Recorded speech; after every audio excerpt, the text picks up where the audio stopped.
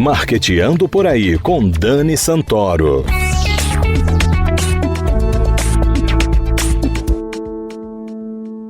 Bom dia, galera de marketing, ouvintes da CBN Maceió 104,5 FM. Está começando o Marqueteando por Aí. Segundo dados da Pesquisa Nacional por Amostra de Domicílios Contínua Trimestral do IBGE, hoje as mulheres são 52,3% da população, enquanto que os homens são a minoria, 47,7%. Contudo, da mesma forma que acontece com a população negra, as mulheres também fazem parte de uma maioria populacional que não tem uma representação política e social proporcional.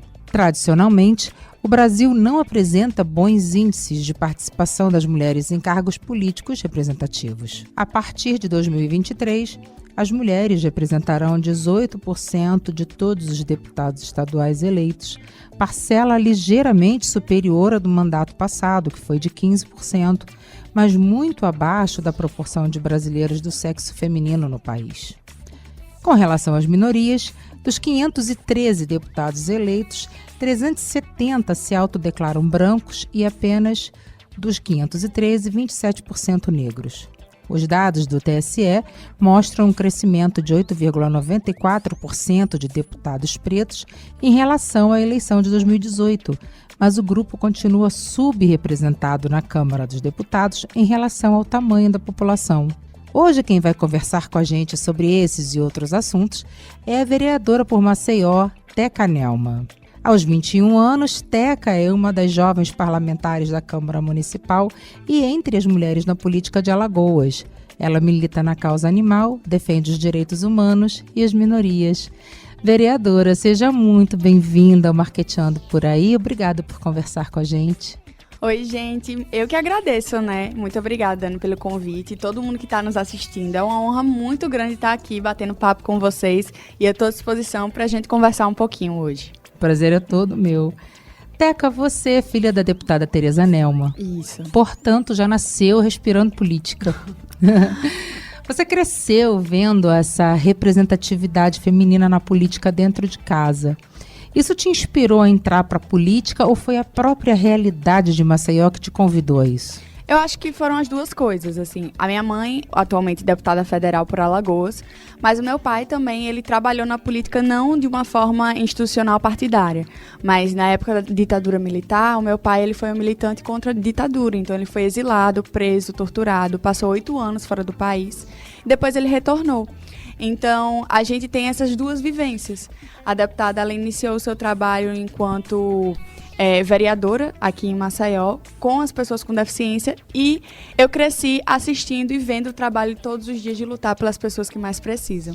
Eles são as minhas maiores inspirações, e desde pequenininha eu sempre falei que eu ia trabalhar na política. Então não tinha outra opção na minha cabeça se não fosse entrar pela vereança, se não fosse lutar pelo município de Maceió. E eu tenho 3 irmãs mais velhas e nenhuma delas nunca se interessou. Eu fui a única da família que eu falei que eu queria. Então, eu liguei para os meus pais, perguntei se eles já tinham um acordo para a candidatura de vereadora na candidatura passada. Eles informaram que não. Então, eu avisei. Então, eu sou sua candidata, eu gostaria que você me apoiasse. E foi assim que nasceu esse sonho que já acontecia de outra forma, mas agora na política institucional. Que bacana. É aquela coisa, é vocação mesmo, né? É dom. A gente nasce com dom, com vocação. E às vezes não tem ninguém na família que é da política, mas a pessoa recebe tipo uma espécie de chamado, né, para participar da cena política, o que é muito importante porque isso faz das pessoas políticos de verdade, não políticos por ocasião. Não é como a gente vê aí jogador de futebol, né, artista querendo virar político, quando que na verdade a vocação das pessoas não verdadeiramente não assim, é essa, né? Dani, eu estudei pra estar aqui, sabe? Sim. Além de ser filha de uma deputada com muito orgulho, mas assim, é a única política da família, enquanto cargo eletivo, foi a deputada federal Tereza Nelma. A gente não tem mais histórico familiar nesse, pelo contrário, os meus avós eram bem pobres. E assim, eu me formei em Relações Internacionais antes de ser candidata a vereadora. Hoje eu tô fazendo mestrado, então eu não estou aqui apenas por ser filha da deputada. Também sou com orgulho, mas eu gosto muito de deixar bem claro pra todo mundo que esse foi um desejo meu e que eu me esforço diariamente para ser a melhor vereadora que Maceió merece. Que maravilha, seu trabalho realmente é incrível. Teca, por que a causa animal e as minorias? Então, eu sou vegetariana. Então, desde os meus 15 anos de idade, eu parei de comer carne. Na época, era pelo impacto da produção da carne no mundo. Enfim, eu queria ajudar o planeta, adolescente. E aí, eu entendi que parar de comer carne, era muito mais eficiente do que fechar a torneira quando você está escovando os dentes, né? E aí, eu fui me apaixonando cada vez mais. Eu ganhei minha primeira cachorrinha 10 anos atrás, é a Luna. E foi quando começou os resgates. Então, eu pegava um cachorrinho, levava para casa, eu castrava, vacinava e colocava para adoção. E aí, foram 2, até que eu juntei na minha casa 4 cachorros, 2 gatos, um pato e uma galinha. Porque assim, não como nenhum, então eu resgato todos. E aí a minha mãe falou, ou você ou os animais nessa casa, resolva. E aí eu fiquei com meus 3, hoje eu tenho Lobby, a Bonju e Luna. E eu comecei a entender que a gente lutar pela causa animal é falar sobre saúde pública. Exato. Eu considero cuidar dos animais, cuidar do ser humano também. A gente trata de saúde única. Então investir no cuidado animal é, na verdade, baratear o custo do SUS que a gente tem hoje. Além de todo o amor que eu tenho. Então foi um trabalho que antes de eu ser eleita, a gente só tinha apenas 3 leis que citavam o nome animal. E hoje a gente, além de ter uma comissão na Câmara de Vereadores específica para isso, animais e meio ambiente, eu tenho mais de 14 leis, além de ter feito o castramóvel rosa aqui em Maceió. E as minorias, para mim, elas são as minhas prioridades. Eu tento inverter, na verdade, tudo que sempre foi abandonado, colocar debaixo do tapete como minhas prioridades. Então, eu transformei lá na Câmara o gabinete Teca Nelma, né, o gabinete Rosa Pink, o gabinete mais representativo. Então, eu fiz uma seleção pública e compus com 70% de mulheres, 52% de pessoas pretas, tem 50% de LGBTs, tem pessoa com deficiência trabalhando e 50% de jovens. Porque esses são, para mim, as prioridades. E aí eu trato das políticas transversais, como saúde, educação, cultura, de acordo com o seu nicho. Então, é um trabalho que a gente faz diariamente e eu tento diminuir a desigualdade social. Eu acho que eu nasci para isso. Que nem gente, assim, nasceu para ser médica, pronto. Eu nasci para isso. Se eu não for dessa forma, não tinha outra opção na minha cabeça. Para sair o resultado da eleição, demorou 24 horas. E eu passei a noite toda em claro, assim, meu Deus. E agora? Não deu certo. Eu sei que eu tenho 21 anos, né? Tô nova, mas só tinha essa opção. O que é que eu vou fazer agora? Então, enfim, a gente tá mostrando que essas pessoas não estão esquecidas e tem pessoas que estão lutando diariamente na Câmara de Vereadores. Com certeza. E é muito importante ter outras Tecas Nelmas por aí. Sem dúvida. Para lutar, porque unindo forças, né? É bom até você fazer esse chamamento para os jovens, porque a gente precisa de jovens, a gente precisa oxigenar a cena política nacional, né? Sem dúvida. E só os jovens é que são capazes de promover essa diferença, né? E é muito importante que lideranças como a sua surjam todos os dias nesse país, para que a gente realmente lute por uma mudança verdadeira, uma mudança genuína, né? Se falando em prefeitura, né, que você criou o castramóvel, etc. Vocês têm algum projeto de construção de abrigo para recolher animais de rua, para castrar, e um programa realmente, uma política pública de adoção de animais? Porque, como você falou, zoonose, né? Zoonose é um problema de saúde pública. Sim. Existem zoonoses que não são transmitíveis para o homem, mas tem outras que são, né? Então, isso, quanto mais animais na rua, o problema de saúde pública aumenta. Ainda mais fora que é uma judiação você ter animais na rua, né? Também eu acho importante a criação de políticas de conscientização, esses programas de levar até as pessoas de baixa renda, pessoas que não têm muito conhecimento, que têm um cachorrinho, mas que não castra porque não tem condição e tudo. Outra pergunta também, antes que eu esqueça, o castramóvel chega a essas populações? Então, você falou, na verdade, tudo que a gente está tentando transformar em política pública. Eu fiz inicialmente o castramóvel rosa de Maceió, porque a deputada federal Tereza Nelma havia destinado recurso para que o castramóvel da prefeitura municipal ele começasse a andar nas ruas e nas comunidades, mas estava demorando muito.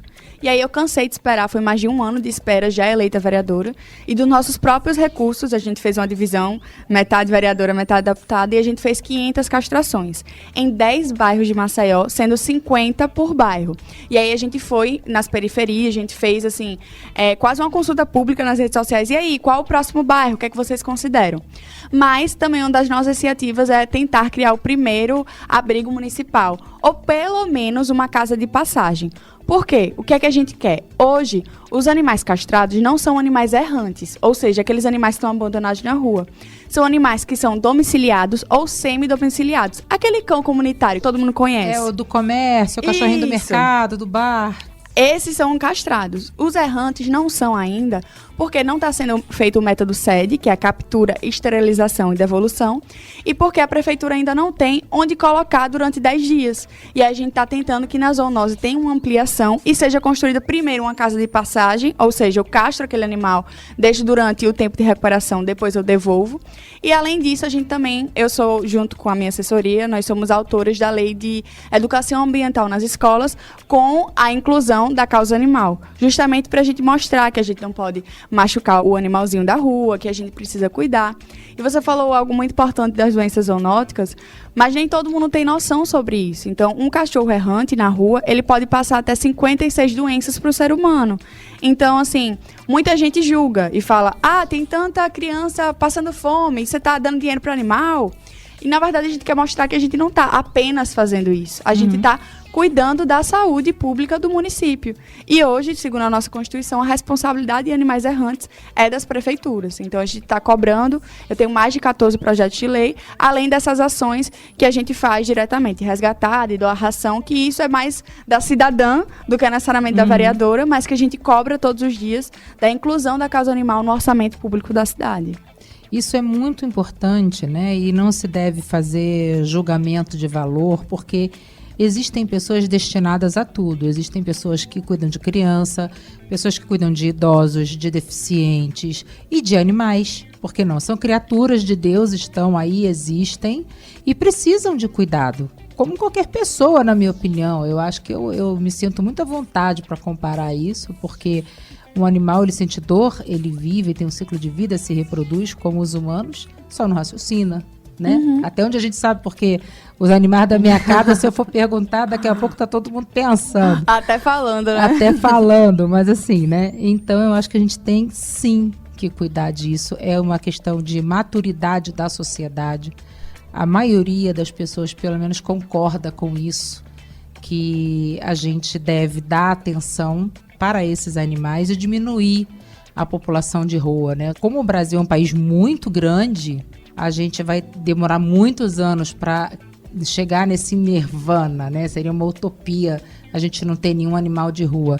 Mas a gente precisa fazer esse trabalho de conscientização. E assim, como no Brasil ainda não tem a microchipagem pública, a gente não tem um dado real de quantos animais tem na rua. O cálculo que a gente faz é uma suposição que seria 10% da população. Então, se Maceió tem 1 milhão de habitantes aproximadamente, seriam 100 mil animais que estão sem domicílio. E a gente precisava tentar arrumar um local para eles, ou enfim.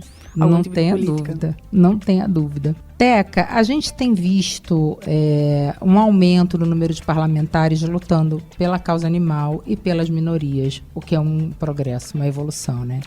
Porém, a gente não percebe diminuição na violência contra os animais, contra as mulheres, os negros, os estrangeiros. Então, isso para mim é uma contradição.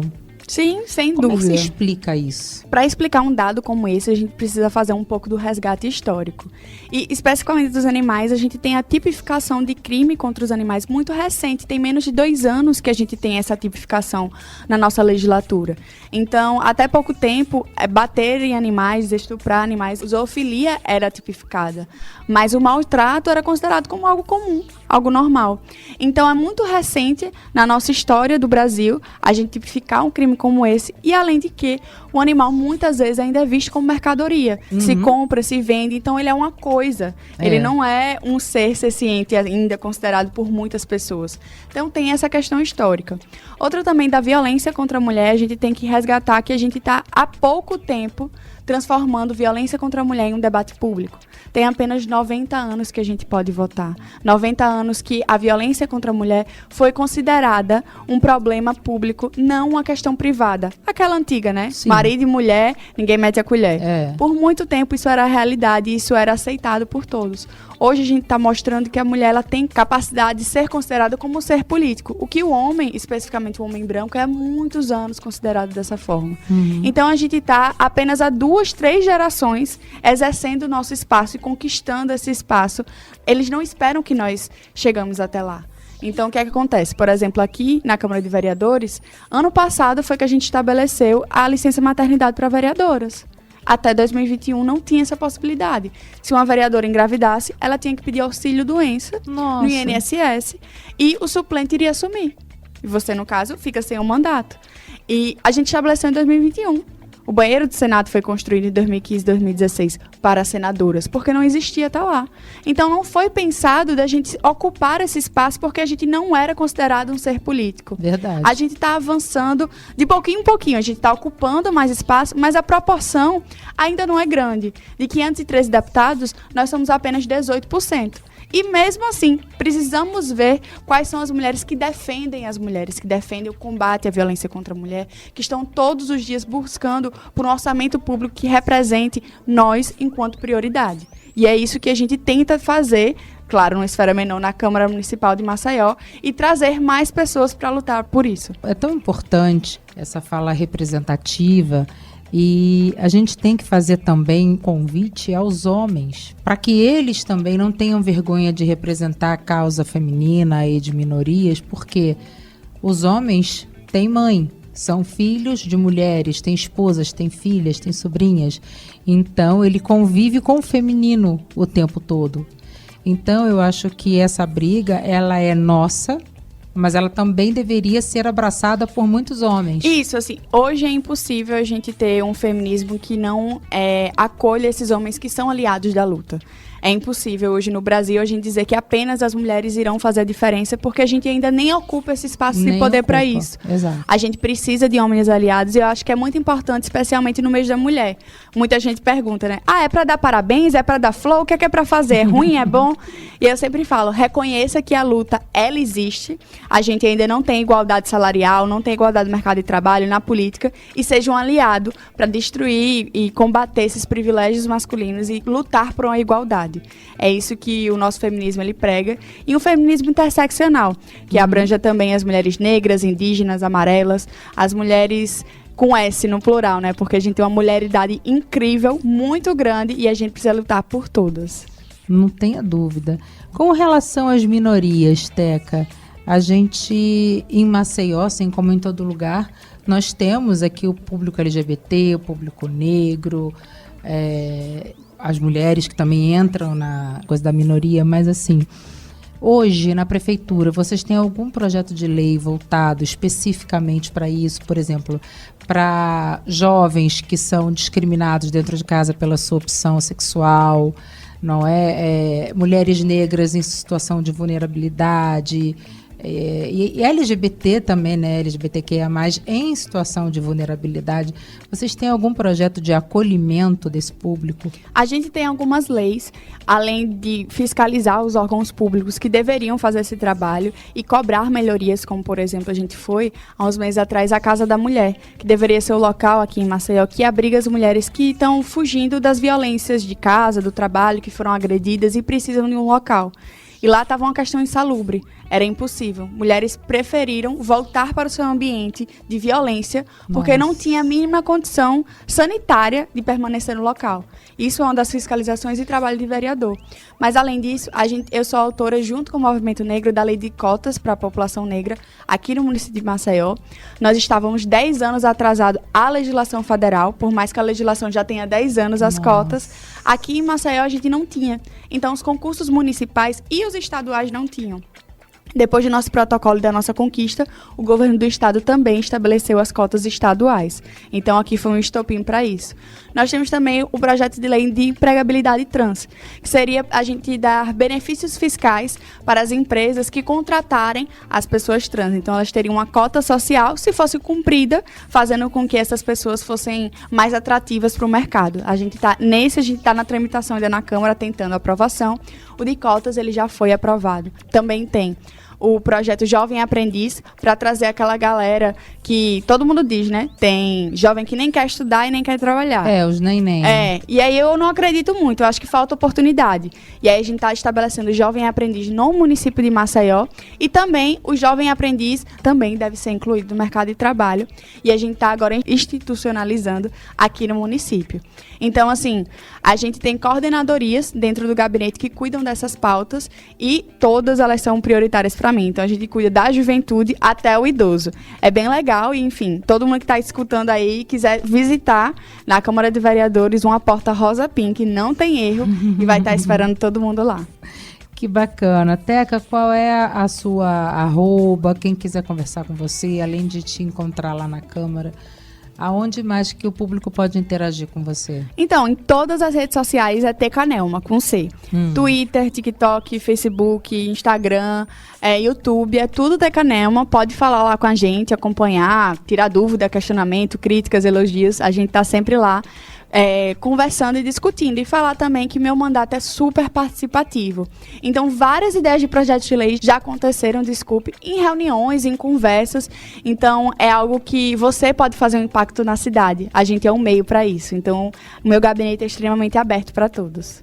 Que maravilha. Teca, pena que o nosso tempo é curto, né? Teríamos ainda mais coisas para falar, mas quero agradecer demais, te parabenizar pelo seu trabalho, pelas suas iniciativas, né? Por você estar aí, né, jovem, na cena política alagoana. Então, isso é de uma importância incrível.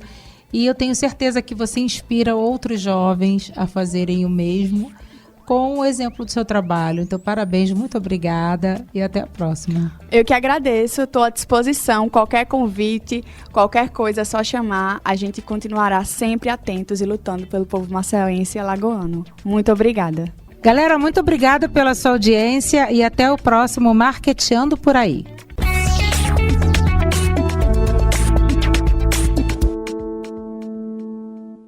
Viajar, fazer roteiros culturais e gastronômicos é tudo de bom. Fazer isso tudo com muita segurança é melhor ainda. Por isso, quem vive do turismo e da gastronomia precisa continuar cuidando das pessoas para fortalecer os negócios. O Sebrae preparou um guia completo com os protocolos de saúde para orientar cada setor. Acesse sebrae.com.br/cuidados e saiba mais. Sebrae, a força do empreendedor brasileiro.